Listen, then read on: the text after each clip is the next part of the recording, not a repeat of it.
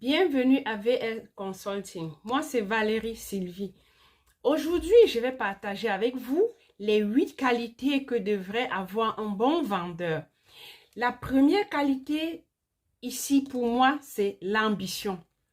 Car il faut avoir une forte envie de réussir, de succès et comment y arriver pour atteindre un bon niveau d'équilibre économique et social. Donc, les top vendeurs ont un moteur qui ne tombe jamais en panne. Le moteur des top vendeurs ne tombe jamais en panne. La deuxième qualité sera d'aimer les relations humaines et la pugnacité. Car si vous n'aimez pas les relations humaines, ce sera difficile de pouvoir aller vers des personnes à qui on veut présenter son produit. Donc, il faudrait être enthousiaste et relationnel qui pourra te propulser vers le client pour créer la confiance et l'amener à acheter. Et la pugnacité, quant à elle, appelle ici à la persévérance et à la détermination, car il faut avoir une humilité et un taux de conviction. Car le client ne va pas du coup adhérer au produit à la première approche. Donc, il faudrait essayer, expliquer et être patient afin de l'amener à pouvoir adhérer au produit. La troisième sera d'être concentré sur l'autre et poser les bonnes questions.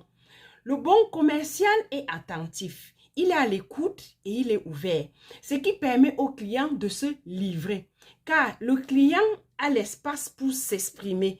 Avec les informations recueillies auprès du client, le vendeur s'oriente. Les questions ajoutées à l'écoute permettent de découvrir les besoins du client et de connaître les besoins explicites et implicites du client pour pouvoir adapter le produit à ses envies. La quatrième sera la rapidité. Tant que la réflexion est dans l'action, proposez très vite une piste de solution de sortie au client et traitez à chaud, car un client convaincu adhère tout de suite et achète. Le cinquième sera d'être pertinent, c'est-à-dire bien orienter les choses dès le départ, faire la part des choses. Avec les informations recueillies, trouver une piste de solution envisageable au client, d'où une vision globale qui permettra de séduire le client. La sixième sera l'organisation.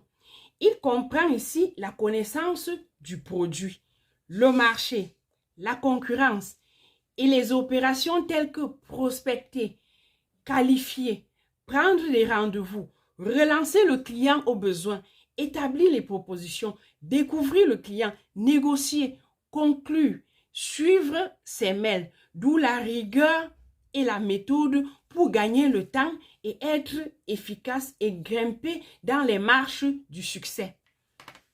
La septième sera de s'entraîner quotidiennement.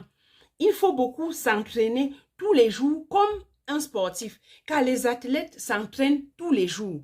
Puisque si tu ne t'entraînes pas, ce sera difficile d'être toujours à la hauteur. Il y a des clients qui demandent et demandent, ils sont curieux, ils posent autant de questions. Il faudrait être assez informé pour pouvoir expliquer aux clients par rapport à ses besoins, par rapport à ce qu'ils souhaitent avoir.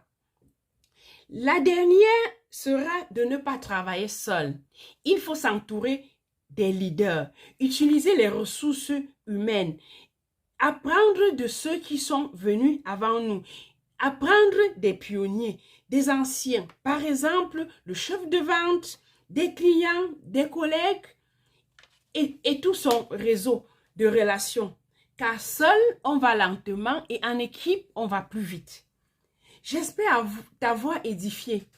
Vous pouvez faire votre auto-évaluation pour savoir où améliorer pour devenir un bon vendeur. Merci d'avoir regardé jusqu'à la fin.